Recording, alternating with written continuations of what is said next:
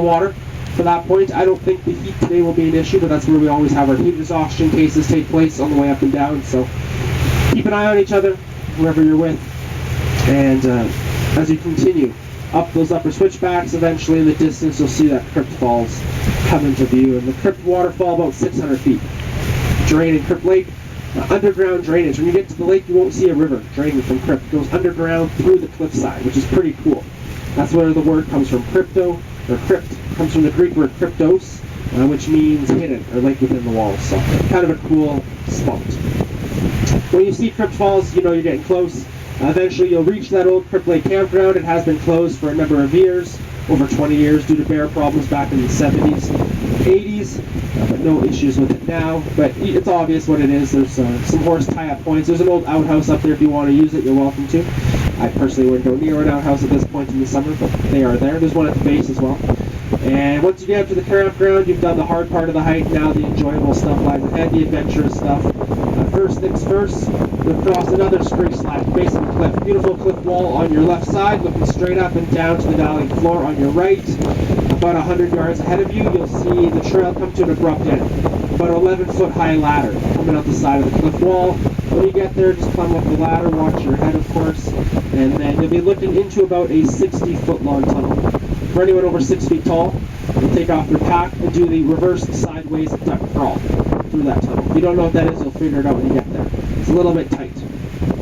It was natural, it was a natural tunnel, but it has been slightly enlarged. Kind of shaped like an hourglass, wider on both ends, narrows right down in the middle. So probably have to take, some of you will have to take off your packs, scurry through that. When you come out at the other end, you'll be sitting on a cliff face that's been 600 feet straight down to the valley floor. Make your way around that cliff face. Hold on to the cable or the chain now if you need. That's embedded into the rock. Walking along the ledge about 2.5 to 3 inches wide. And once you make, sorry, did I say inches? Feet. just seeing who's listening. 2.5 to 3 feet wide. Kind of like a narrow sidewalk or aisleway here on board. No one here falls off sidewalks, right? In your normal state of mind, that is, right? No, it's not that bad. I have some nervous looks. You really don't have to worry. Just take your time. Hold on to the cable if you need. Make sure your belongings are strapped on at that point. No one's ever got hurt. No one's ever fallen off that cliff. The only thing at the bottom of that are cameras, hiking poles, backpacks, all the stuff that you put down, right? Don't forget to look around, because that is the best view of the day for sure. Walking along that cliff edge, not that bad though. So another 10 minutes after that, you'll be home free to Crypt Lake. High Hain and Cirque, nestled mountainsides high all around. Keep your eyes open for mountain goats, bighorn sheep, and golden eagles looking for their next meal up there. Other than that, average uptime to the lake, now that you're at the lake, average uptime will be between 2.5 to 3 hours up. Whatever your uptime is, you can typically knock about half an hour off of that to get yourself back down to the landing. So that's important because there is only one official pickup time at this time of year, and that is 5:30, as marked on your ticket. So that 5:30 pickup is the one and only. We usually say if you miss the first one, don't panic, but today, feel free to panic. If you miss the 5:30, there are no other boats that come by after that, all right? So plan your day accordingly. Make sure you are down on time. You will have tons of time. You got more than enough time. 2.5 to 3 hours up. If you have good knees, knock half an hour off. If you don't, maybe give yourself a little extra time. About 10 minutes up the trail, there'll be a fork in the road. The main trail up to Crypt to the left, down to the right, a little side jog. There's also a sign for that, so you don't have to remember that. Hell Roaring Falls is that side jog. If you do it on the way up, you'll leave the main trail, drop all the way back down to the valley floor, and then double time to meet back up with the main trail later on. So we always recommend, if you want to see Hell Roaring Falls, which at this time of year is more like Hell Roaring Trickle, save it for the way down. Do it on the way down if you have an extra half hour to 40 minutes to enjoy that, all right? But you'll already see quite a few waterfalls, so maybe not necessarily. Up to you, though. Other thing to keep in mind is that you are hiking in bear country. There are lots of bears in the area right now. As the fall season here, they are scrambling around trying to find the last of the berry crop that is in bloom still. So lots of bears around. We've been seeing bears pretty frequently throughout the last few days. But you don't have to worry, right? There's a couple of rules to keep in mind, a couple of things to keep in mind, and your day will run smooth out here. Number one rule when entering the backcountry. What's the number one rule? Leave no trace, make noise. Yeah, that's 1 and 2 covered right there for sure.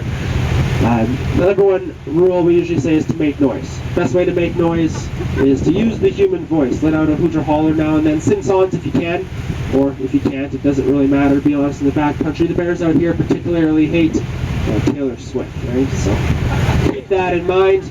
You won't have any issues. It's just like when someone comes to your house, right? They knock on your door, they ring your doorbell, they let you know they're there. If someone was to barge right into your house, you wouldn't be very happy, right? Especially if you have kids. I actually saw that yesterday. On the side of the Prince of Wales Hill, there was a mother with 2 cubs eating on the side of the hill. So people were walking up the little trail right on the front. They came around the corner, surprised the mother, and she bluff charged them. I saw it all right from the marina. It's pretty cool to see. Not to be part of, I'm sure.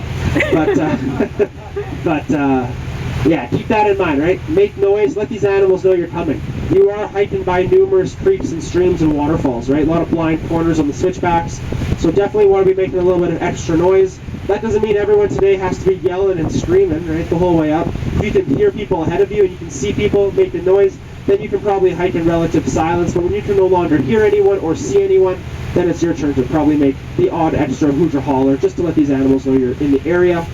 And then with that, your food and garbage, of course. Keeping everything with you.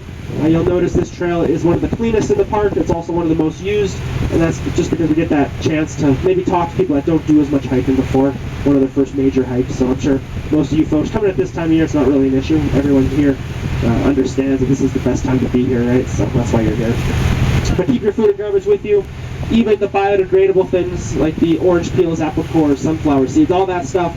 Although it is natural, it's not natural to this area. The last thing you did when you take a bite out of that apple core and toss it off into the forest is put your human scent on that. And that bear comes along, finds that sweet, tasty treat compared to what they normally eat. So with the human scent on there, they quickly make that association, as they are fairly smart animals, that humans mean sweet, tasty treats. And then they can start to approach people looking for those handouts in the future. And when they don't get them, they can, on occasion, become aggressive. And there's a saying here in the park that a fed bear is a dead bear. So we try to keep the animals unhabituated away from human food. So please, just keep everything with you and you won't have any issues today. Other than that, the Landing is just up ahead of us. I mentioned there is an outhouse here at the Landing, up at the campground for your use if you want. A couple years ago, a couple folks, a couple ladies went part way up the falls, came back down, and they were sitting with their feet on the end of the dock. A little blackbird, this was like a 200-pound first year on its own, just a little guy, came meandering around the point here. They saw the bear coming, they got scared. So they went and hid in the outhouse for 2 hours until the next person got down. Yeah, I think I would have fought the bear before I did that one, but they're there for your use if you want. The dock is a floating dock. The wake of the boat will catch up with us, so we will rock a little bit. It's really your first test of the day. If you cannot make it from the boat to the shoreline safely, we have no choice but to take you back because you're not ready for the hike, alright? So watch your step as you disembark. Enjoy your day. You should have a lot of fun out there. That second part of your ticket, we will collect that as you come back aboard. There is other ways to get over here, including a 14-mile hiking trail that takes you back out to the park gate. So sometimes people do that, and that's also, if you miss the boat, how you get out, alright? Other than that, if you have any other questions, we're available once we land. There is garbages under the stairs at the back, so if you have any coffee cups or anything you want to leave behind, feel free to do so. Thank you, and enjoy your day. Washrooms on the trail? No. There's an outhouse. That's it.